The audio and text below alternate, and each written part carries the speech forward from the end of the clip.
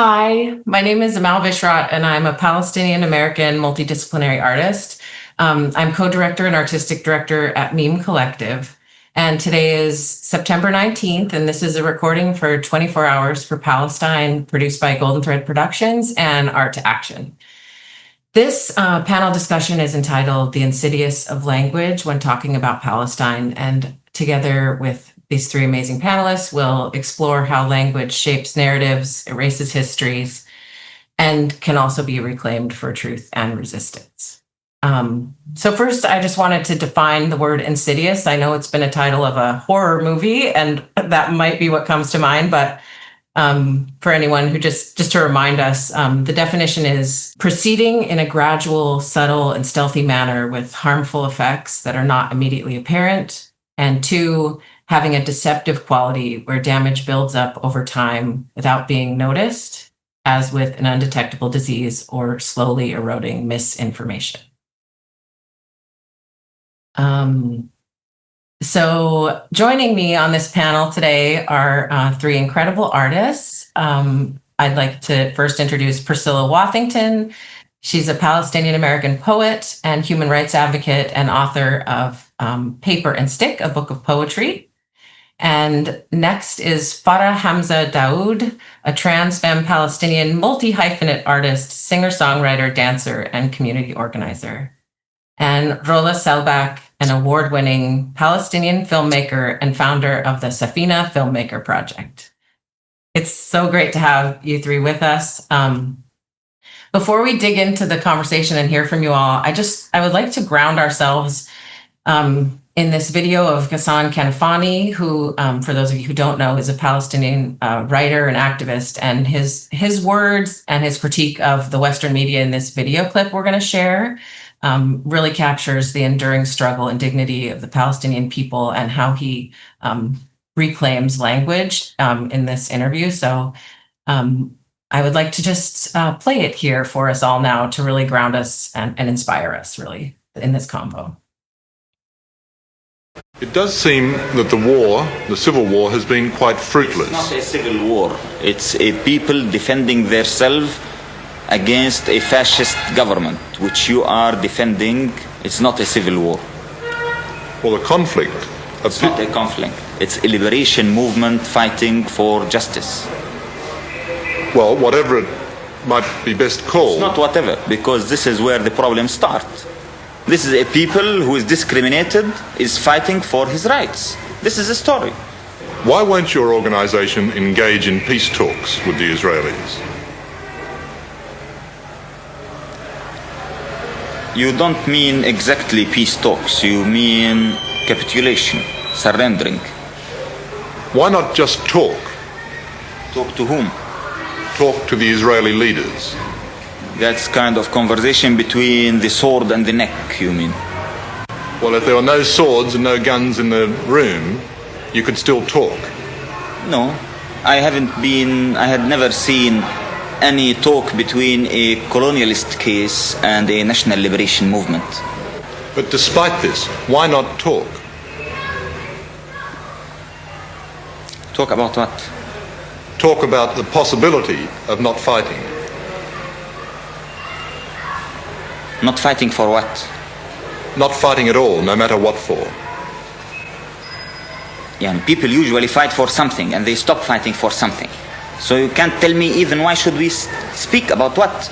Well, stop fighting. For what? Or talk about stop fighting, why? Talk to stop fighting, to stop the death and the misery, the destruction, the pain. The misery and the destruction and the pain and the death of whom? Of Palestinians, of Israelis, of Arabs. Of the Palestinian people who are uprooted, thrown in the camps, living in starvation, killed for 20 years, and forbidden to use even the name Palestinians. They're better that way than dead, though. Maybe to you, but to us, it's not. To us, to liberate our country, to have dignity, to have respect, to have our mere human rights, is something as essential as life itself. I feel like I could listen to that quote or that clip every day just to like ground me. I mean, the the way that he just takes this narrative that's put on him, this like very neutralized, like even the peace talks part, this both sides, it just like does not address the power imbalance at all. So it's a great reminder, and the way he does it is just so perfectly. So moving into, the topic about like why language matters, and how sneaky it and pervasive it is in all of our thoughts and framing. So I just want to start with the first topic or question of, why language matters and neutrality. Like when we say things like peace talks or, both sides, neutrality can feel violently erasing. To some people, it might feel like neutrality. I always think of like it's, spiritual bypass to do the both sides in this. And then also, like, I just want to say a quote from Desmond Tutu, that if you're neutral in situations of injustice, you're actually siding with the oppressor. So I just wanted to start with Priscilla as a poet and human rights activist, and your work often deals with the power of words. What do you think of neutrality in language? So just as a little context to how I answer this question, I want to share that in the past, I worked with human rights group, a local NGO in Palestine called Defense for Children International Palestine. And I've worked with some other groups as well, but that was a 6-year stint, and the context of this answer. So one of the challenges that we often faced was like this question of what it means to be neutral versus political. Human rights work, by definition, is meant to be neutral, but it's often perceived as political because any time that you observe a government's misbehavior, it starts to be seen as a political act, not political in the sense of like, let's say making donations to a political party, but political in the sense of noticing what we're not allowed to notice, of documenting what is meant to be erased. And so I guess the anecdote that I know I'd shared with you a while ago, Amal, when it happened to me, was a conversation with a person who was categorizing my work as political and was saying like that they were part of this kind of peace reconciliation NGO, and that they would never do the kind of work I was doing because it wasn't peaceful and it wasn't neutral. And I said, well, something to the effect of like, well, if you walk up to a site of a massacre and you find 100 dead bodies and you document those 100 dead bodies and you say what their names were and you say the nature of their deaths through looking at, all the physical evidence of that, that's actually neutral. But when you walk up to that same massacre and you see 100 bodies and you say, I don't know if there's 100 bodies here, and I don't know who they are, and I don't know how this happened or who did it to them, and I can't know. I was like, that's actually a political act because you are actually refusing to describe the observable truth because of a political will to create a certain story about events, or a political will to equivocate and discover things that haven't happened in order to make a both sidesism approach possible. And so I think a lot of times when people believe in the kind of US media context that they're being neutral, they're actually being quite politically motivated and omitting information and refusing to see and refusing to quote, and instead, really kind of positioning a both sidesism narrative that requires equal experiences, equal numbers of deaths to happen. And that's just not the case. It's never been the case. You can endlessly look even before 2023 at all of these different markers of like how many Palestinian civilian deaths, how many Israeli civilian deaths, even how many Israeli military forces deaths. Like there is no equivocation of these things, the Palestinian deaths, the Palestinian casualties, the Palestinian loss of land, the Palestinian access to water. Any indicator is unequal. And the refusal to say that is not neutral. And meanwhile, the US's political entanglement with Israel is not neutral. It's steadily donating massive amounts of funds and military aids, and military contracts to the Israeli military, to Israel, and then sort of saying that it can still speak as neutrally as it wishes, which is just structurally not true, not possible. And then meanwhile, casting aspersions on the work of human rights advocates, and that keeps escalating, right? From first denying and stigmatizing and demonizing, Palestinian human rights groups, as has happened, and then, escalating that to Israeli human rights groups, and then to, large international institutions. Thank you so much, Priscilla. That's amazing. Yeah, and the designation of the NGOs as terrorist groups. Yeah. That's right. Yeah. So Rola, if you can elaborate on that. When I first reached out to you for this panel, you wrote back lots to talk about, since language is storytelling. It's the difference between existence and erasure, which I felt was so powerful. It's like how language can be used to erase us, just write us out of the stories. So I'll turn it over to you to speak more, elaborate on the topic. Yeah, absolutely. And thank you so much, first of all, for having us all. And Priscilla, what you said really resonated actually very much with me. And I want to get back to that. I'll answer your question first, Ahmed, and then I'll go back to something that sparked what you said, Priscilla, which is, so I think, yeah, exactly what I say. Like I always say, language is storytelling. It's narrative, and storytelling is existence. Like stories are the only proof that we ever existed. So it is survival. It's a tool not just for communication. It's a tool of survival, of resistance. Like the words we choose, the stories we tell, even the names of our cities, right, that are now changed, right, to erase any proof that we ever existed in historic Palestine. The way we tell our histories, the way we even tell, about our wounds, our injustices, like all of that becomes a way of asserting that we exist, that we belong, that we were here, that we are here, and that we have, a right to be heard. And so I think as Palestinians, like, I've seen how language has been used against us, like to erase us, to rename our geography, to like reduce our experience to a conflict or a dispute, or completely stripping it of historical and human context. So for me, like language is storytelling, and it's a space like where we can reclaim like our narrative, you know what I mean, and our story. So so that's.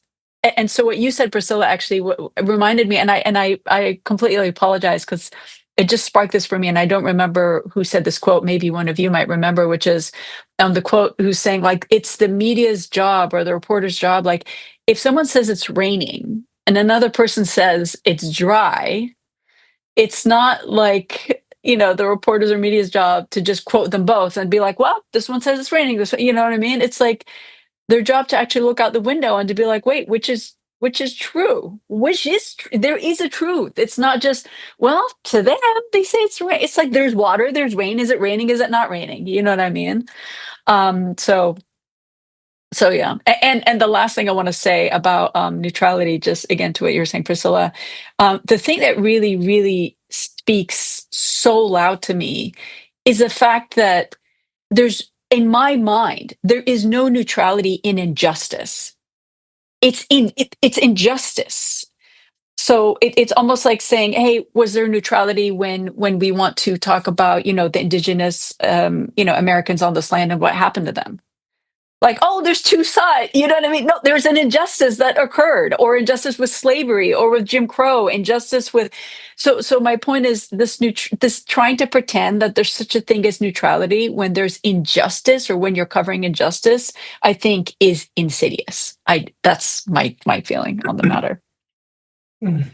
Yes, thank you for bringing in Insidious, and absolutely. I think the indigenous people of our continent that we are on. The framing of the United States military against these tribes. I mean, we all could see it was there was a power thing. You can't equate the two. So I love that. Okay, so that kind of moves us into, how all these words shape our reality and the framing and how it's used to dehumanize and erase. Rolly, you mentioned, the erasure that happens with neutrality. So framing it conflict versus occupation, or disputed land versus stolen land, or terms like, refugee or citizen even, and the other one that always is like Independence Day, people celebrate it without even thinking about it. But like most countries have been built on genocide, there's like a whole other side of the story that these people didn't celebrate, the Native Americans and people indigenous to this land. It's like, for Palestinians, the word is Nakba, and I remember my family, they can still get permits on Independence Day. They've are 48 Arabs, so living within Israel, so they can get permits. Permits is another word. Like everything they have to be permitted to do things, but on Israel's Independence Day, they can get permits to go visit their previous village that they were expelled from. So they go picnic there. So that, for example. So I just I'm going to turn it over to you, Farah, to get your voice in the room. Can you share any thoughts about how this framing, how it shapes realities or empathy for the Palestinian experience, how it erases, and then also what specific words or framings strike you or bother you most, like anything that comes up for you? Yeah, thanks for that question, and thanks for having us here. I think language is everything. I think the ways that framing shows up in media outlets, in day-to-day conversations around Palestine, dilutes what is actually happening on the ground, and it completely separates itself from the day-to-day injustices that Palestinians face, both within Palestine, within the colonized state, and around the world, right? For Palestinians that are in diaspora, for Palestinians that are living in empire, in countries that are influenced by empire.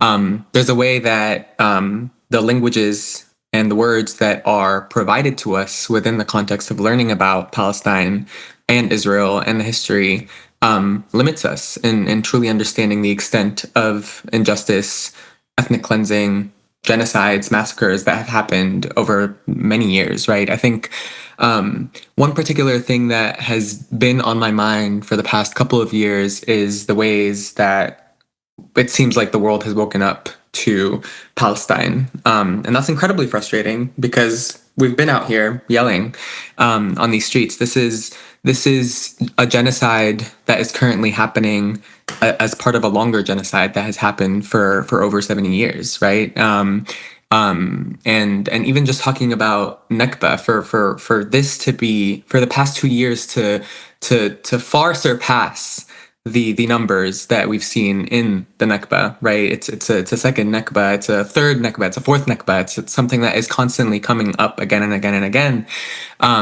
Completely is diluted by these simple words that seek to paint this as a conflict, as a two-sided thing.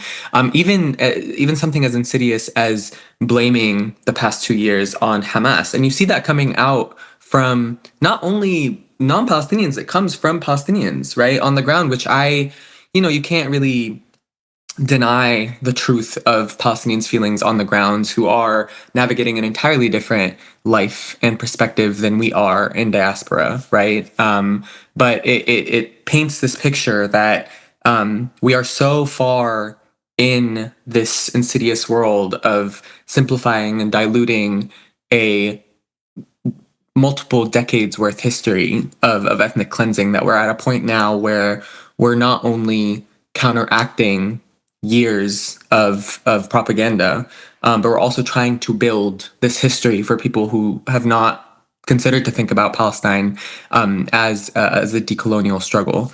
I think one thing that I think about often that infuriates me is the language around the perfect victim, and the language around who is worthy of mourning, who is worthy of empathy, who is worthy of our sympathies, right? I think in a lot of news outlets, I think a lot of folks are guilty of this, including folks who are trying to advocate for Palestine, right? It is the tying the language of empathy and sympathy and the struggle for liberation by naming the deaths of civilians, by naming the deaths of women, the deaths of children, as if men don't deserve our sympathies. And as if these men are not young adults who were just teenagers who grew up through 5 wars, specifically in Gaza, right? 5 wars, even that language in its own is insidious and it has kind of a political leaning to it, right? I think thinking about there does not need to be a perfect victim for you to sympathize with a decolonial struggle is really important to start in kind of dismantling the insidiousness of language. And I think at the end of the day, with all of this, what comes to mind is a Baldwin quote that particularly ties to whiteness, but I've learned to adapt to other situations, particularly in Palestine. But Baldwin speaks to people's will to whiteness and the desire to be seen as white in a society and a structure that benefits white people consistently. There is also in all these spaces that we're talking about a will to neutrality, a will to ignorance, and a will to Zionism, really, and the benefits of being tied to power in Zionism, in ignorance, and not really wanting to deal with the difficult conversations tied to Palestine, right? Even just if we were to stick with the perfect victim complex of things, right? It is much easier to get someone to be on your side if you're talking about women and children being slaughtered, as opposed to talking about Hamas soldiers who are 18, 19, 20 being slaughtered because all they've known is terror, and their only response to this is anger and taking up guns and arms against a colonizer. Beautiful. Thank you so much, Farah. I loved so much of what you brought into that. And it's a perfect lead into the next topic, about just the propaganda and bias and the ways these things get used. And I intentionally separate propaganda versus bias into these categories of propaganda being intentional. There's been a whole propaganda campaign about how to frame the situation in Palestine. I didn't mean to call it situation in Palestine. It's not a conflict. It's not a situation. But even that's an example of I have words that, we hear things, we repeat them. And so there's propaganda. And then there's also just internalized belief systems or things we just have not unlearned yet, and calling that internalized bias.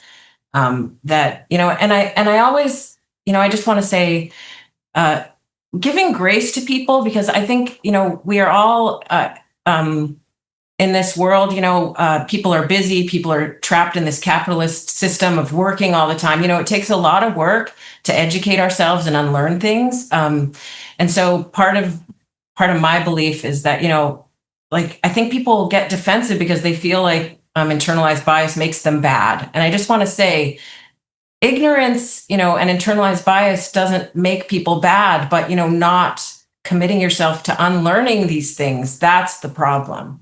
So, I always say, I hope people can take on unlearning, that's growth, that's being alive, sorry about my little rant there, but so I want to start with propaganda. I'm going to quote Benjamin Netanyahu, who said many years ago, "It doesn't matter if justice is on your side, you have to depict your position as just." So it's a very clear example of intentional propaganda. So starting with that, and then we'll move on to the internalized bias. Rola, we'll start with you. What intentional propaganda tactics, and this is, there's a list of ways people lie: omission, minimization, exaggeration, denial, restructuring, fabrication, creating fear or othering. What do you see most in Western coverage and of Palestine, and which terms do you feel most urgently need to be redefined or in the propaganda campaigns? Yeah, I mean, I think we all have a lot to say I know, about this. sorry. No. I didn't mean that. I meant like just how powerful the Zionist takeover of this narrative has been going on for decades, how many billions of dollars, yes, billions, have been poured into this. It's just almost overwhelming how much it has, how much damage it has caused, and it has seeped in to, of course, the Hollywood industrial project, right? And how decades and decades of dehumanizing Arabs and Palestinians and Muslims and uplifting, the Jewish experience and the Jewish trauma, and like it's just unrelenting. And so the fact that we have made so much headway in the Palestinian movement in just 2 years is a David and Goliath story. It's unbelievable what we've been able to do, and it goes to two things. One, the people being able to deliver the truth directly to audiences who are willing to unlearn. That's really what has been the power. So it's really something to see. And to be honest, it's something that I've thought about, and I could speak forever. But there is one omission that I think is the most insidious of all. And it is the omission. And actually, I did this a few days ago. It is the omission of the global marches and the global movement that has been going on since day one of the genocide. That omission is so on purpose and so insidious because they are mortified. When I say they, I mean the Western imperial freaking entity, which is a Zionist entity. I mean, it's the same thing, obviously. They are mortified of people figuring out or seeing just truly how much we are in numbers and how much the people are with the Palestinian cause and against what is going on. It's insane. If you go search right now, what is the longest running global march? What is the biggest global? There is zero mention. And I'm not just talking about AI, ChatGPT. I'm talking about articles. I'm talking about any Western media mouthpiece is not even covering this. And that is on purpose. And that's insidious as hell because it's so opposite of what we see. We see it. We now see it all through social media, through user-generated content. Like we see what is happening, and they are pretending as if it's not. And they're holding on to this fact that if we don't cover it for this much longer, maybe it'll go away. And it's just making us be louder. So, and of course, this goes, of course, beyond this. For instance, even all the other marches that have been going on in Palestine itself, the March of Return, that's not been covered. And I would say that's the reason why, that's a big part of the reason why, none of these quote peaceful ways of Palestinians trying to reclaim our land, reclaim our history, reclaim our right to return, none of that has worked because it's not being covered. Imagine if the March of Return was covered in Gaza, the year and a half, every weekend, going to the border, dancing, marching, poetry, singing, making noise. Imagine if that was covered every single weekend for a year and a half, where we would be today. So anyway, I want to leave room for other folks to speak, but in my mind, that has been the biggest omission. That's the most indicative of the fact how scared they are of actually telling the truth. Yes, I love that.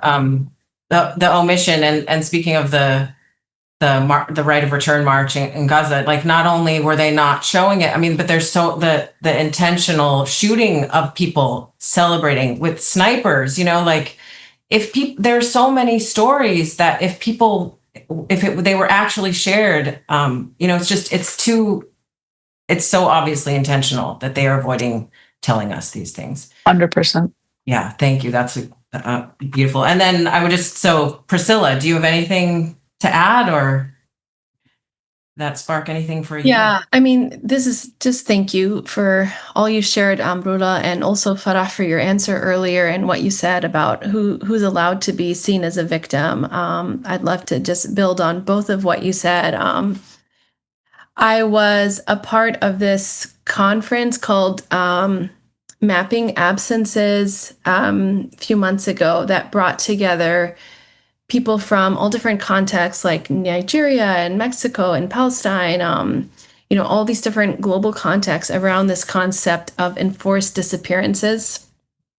And it was just so eye-opening to see how structural these kinds of oppressions are. And one of the kind of things that came up a lot was this idea of which dead are allowed to be counted, are allowed to be known and memorialized and spoken of and have documented, and how that is a denial that we have to really pay attention to. Like, whose dead are memorialized, like we think about Arlington National Cemetery, or efforts to make Black soldiers visible inside of the US, there's a war inside of the US about language, just names of who has died, who has been, unalived, who has been murdered by states. And it's not only in the US, it's in many, many contexts. And so this is something that's I just think people need to pay attention to.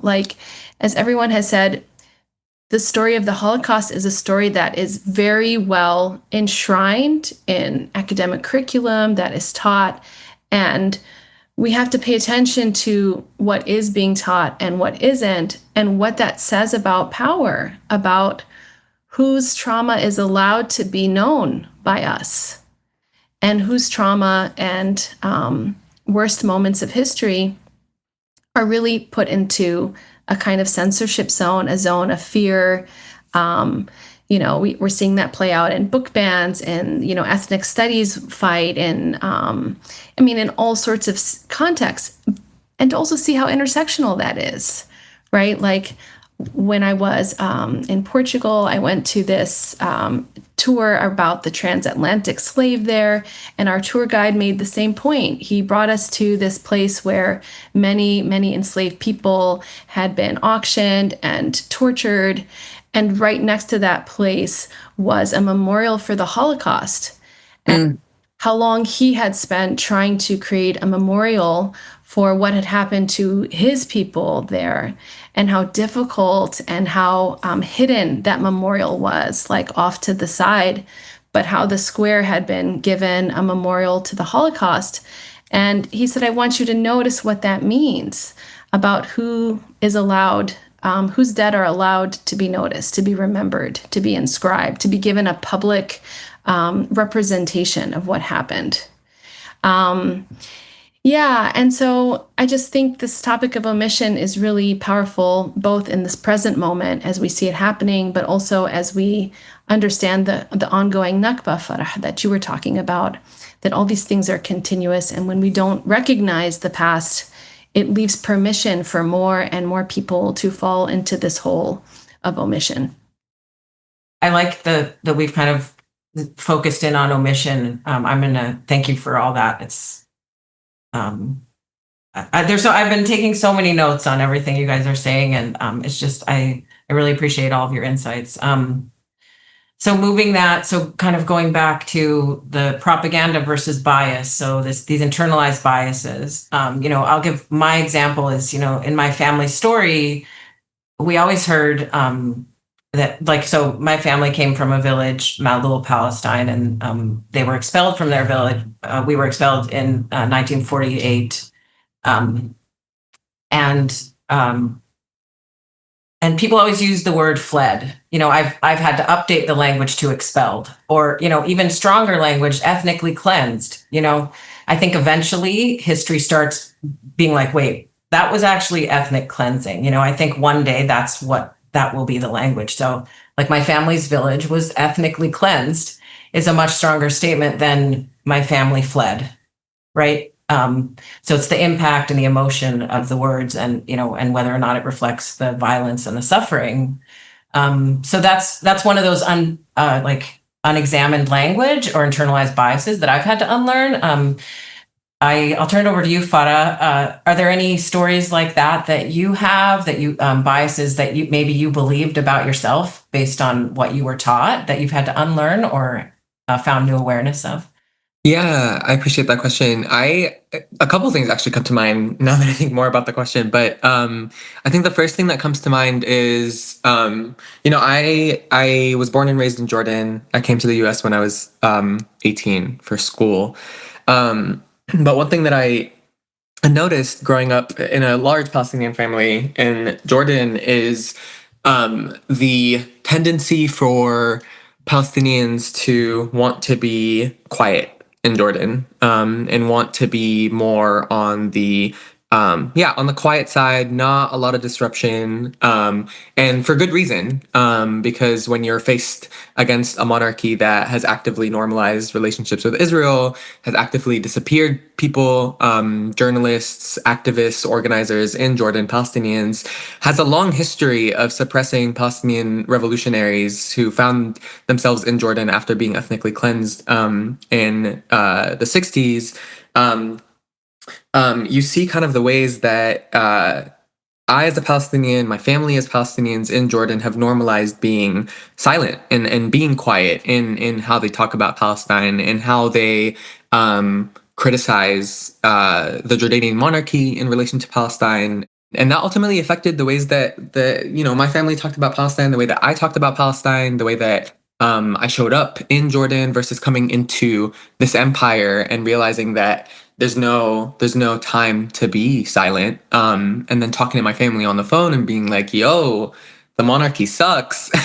And then my father being like, don't say those words. Like, don't say that on the phone. Like, you're putting us at risk, right? There's still that fear and that internalized, I wouldn't call it internalized bias, but this internalized silencing that is happening from Palestinians within Jordan and perhaps within other Arab countries, right? Because we're not necessarily seeing a lot of Arab governments right now show up for Palestine in the ways that you would think. But it was also a continuation of a tradition, a long-held tradition of Arab countries not showing up for Palestine.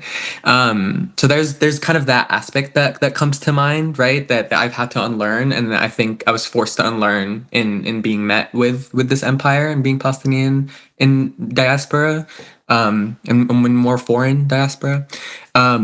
And then the other aspect that I think about often is being trans, being queer, and the ways that people normalize the either or of it all, right? I think pinkwashing comes to mind, and the way that the Zionist propaganda machine works to deny Palestinians queerness and transness, and by saying that they are homophobic, by saying they are transphobic and therefore deserve to be genocided en masse, as if the bombs are not also dropping on queer and trans Palestinians, right?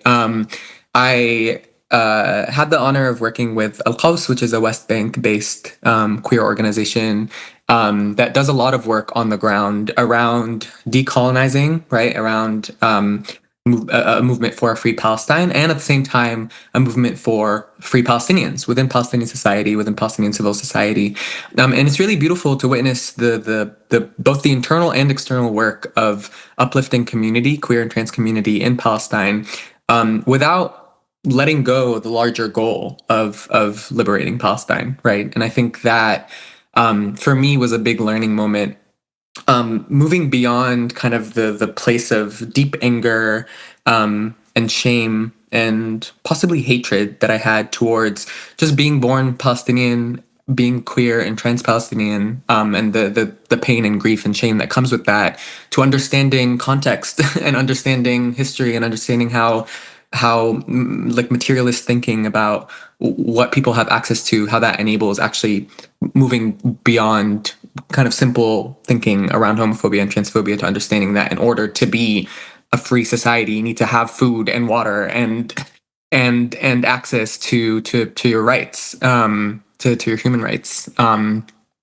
yeah, those two is what comes to mind really around my own kind of learning and growth from that. Thank you so much for sharing that, Farah. Mm-hmm. Much of it resonated with me, and in particular, like with these narratives, the self-censoring we end up doing, and also this like I can't remember if it was in your previous answer, but just this idea of like it was your previous, the perfect victims, or the idea that, there's just all these stories about us. So we go into the world having to like, I don't know, it just feels like we're always on the defensive, and then we have all this shame that I'm not enough. And so, the people, like making ourselves palatable and people pleasing and not speaking up, just like making us this nice packet. It just, I really resonate with that, like feeling trapped by how we can navigate. So, I guess I'll just turn that over to you, to like, this framing, like, when we're so dehumanized and we're always on the defensive, like, do you have any thoughts on that? How has it impacted your work? Or, I'll let you take it, I think. Yeah. It's interesting. I know a lot of people who have had to kind of deprogram that internalized shame or internalized silence or internalized kind of kind of wilting yourself so that you can be more, you know what I mean? Especially those who are passing. And oh, you don't see Palestinian, you know what I mean? So I completely see that all over. And it's really great at least seeing us being able to like, kind of have to deprogram ourselves and kind of reclaim ourselves. But the one thing I actually do remember, so it's not shame, but it is in the sense of kind of having this narrative of like, oh, maybe this, maybe that, right? So to what you're saying, Farah. So growing up, my dad and my mom and my family were very, they wanted to make sure that we understood the history that, so I remember my dad printing out, about the Balfour Declaration. And when I was younger, you're like 9 or 10, you're like, what is it? You know what I mean? And of course, like a lot of us, probably Arabs and other cultures, like when we look at our parents, we're like, oh, they're exaggerating. Oh, there they go again. You know what I mean? I'm sure it's not that bad. So when we moved to the US, the big insidious programming was this coexist bumper sticker. This coexist bumper sticker actually affected me. What does that mean? That means I started, so, my parents were doing their level best to make sure that we understood the history. Now, me as a kid or as a teenager is like, oh, you guys are exaggerating.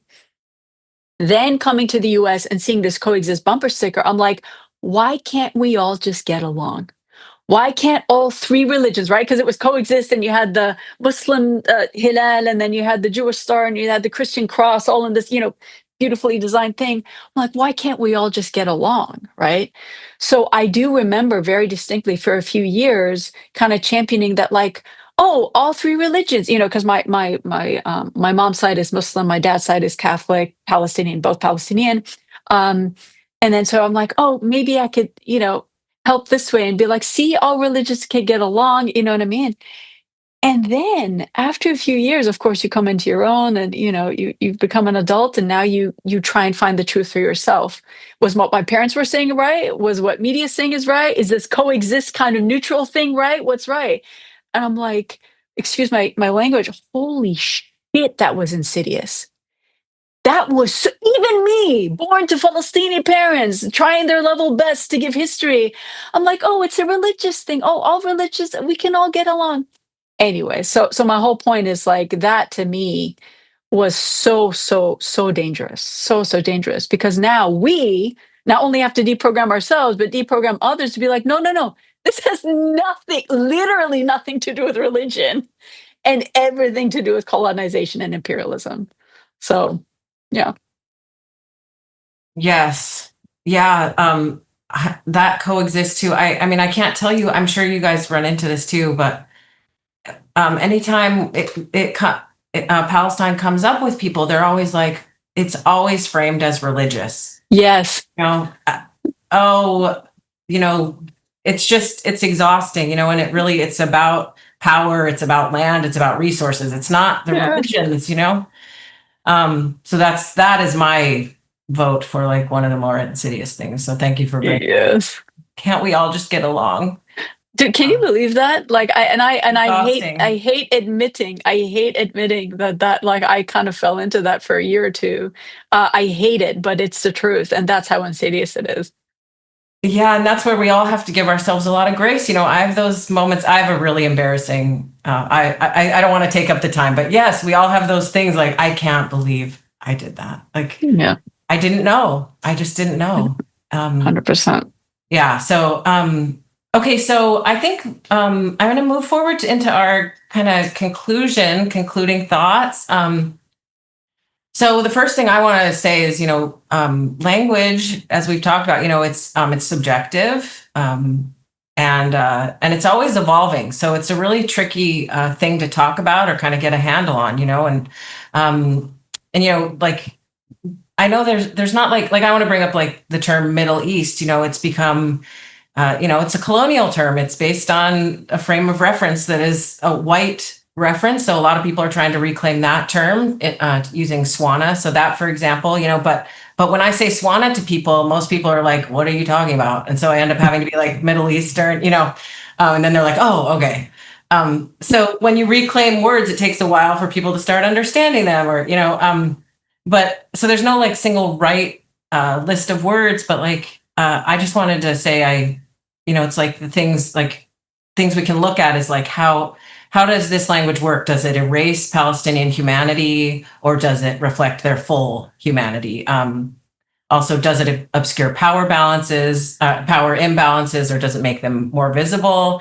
Also, does it invite empathy, understanding, and belonging, or does it reinforce these narratives of fear and othering and distance?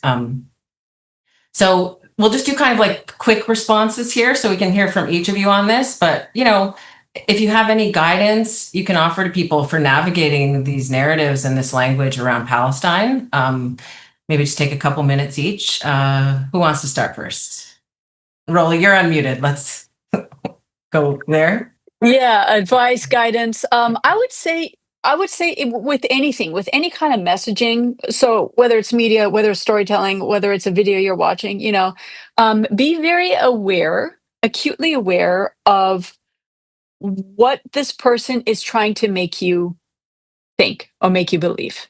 Either way, in any case, right? Understand the context and what they're trying to make you think or believe, and see that language and try to match it up and try to see, like, for yourself, like, and start asking then why do they want me to believe that the Hamas Gaza ministry run says, what does that mean versus the IDF says, right? Versus even the term IDF, Israeli Defense Force. Why is it called that when they're obviously committing a genocide? Like, so start just literally the best question to ask is why, and just literally go down that rabbit hole, and it'll all. I don't need to say anything else other than that. Versus Zionist talking points, they literally have to map out for you, right? Their language of. They literally were calling themselves colonizers. They even had PICA, right? The Palestinian, colonizing organization, right? It's in Yiddish, but it's like PICA basically. So they were colonizers first. Now they love to steal this. Like, oh no, we're indigenous now. Oh, now we're indigenous. And it's like they're just literally they steal our culture, they steal our food, and now they're stealing our language.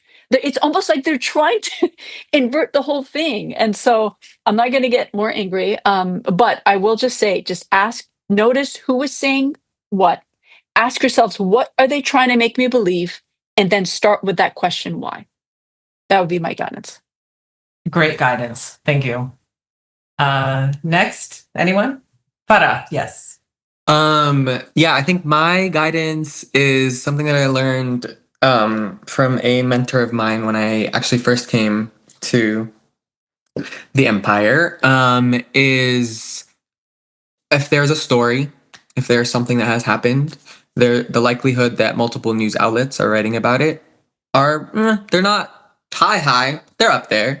I would suggest reading them all and seeing the ways that they are described differently and the type of language that's being used. So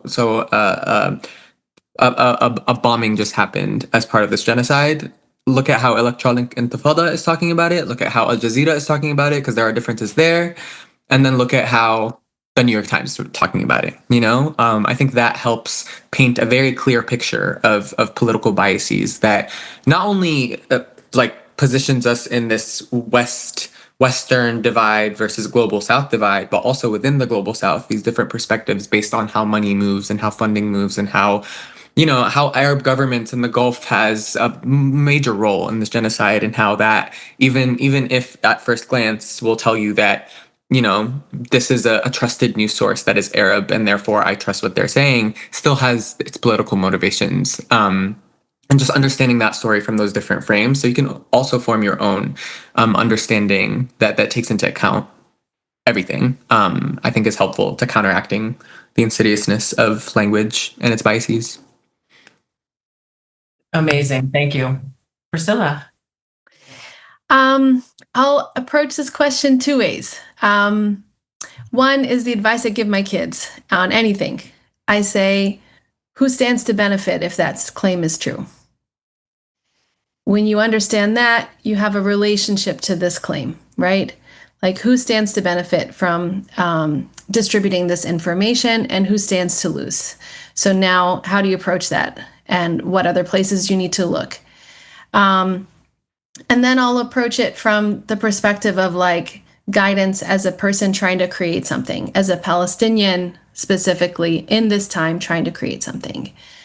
And to that, I say, even to myself, is like, close your eyes and picture that audience that's like the wrong audience, the workshop audience, the newsroom, and like shut that door and leave that room and go to some other place, a field or the room full of your people who know, and right in that space.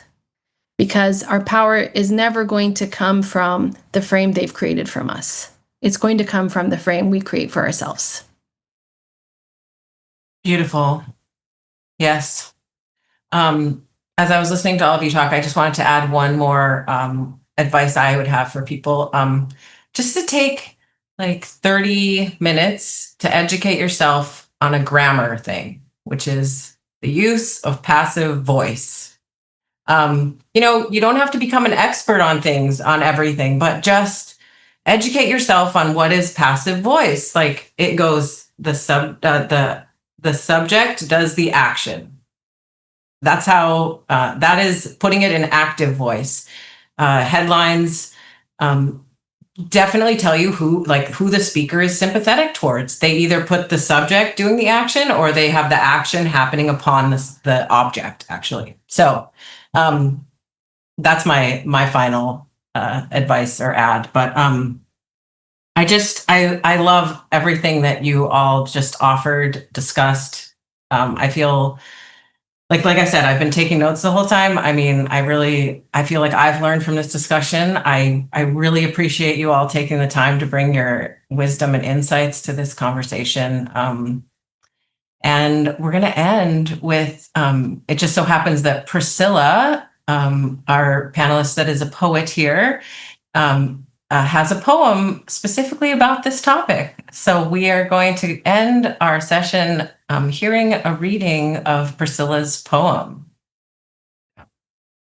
Thanks, Amal, for organizing this, and Sahad for just keeping Palestine visible, and all the other sessions, and making this 24 hours for Palestine happen. And it's just been great to be in conversation with you, Farah and Rola.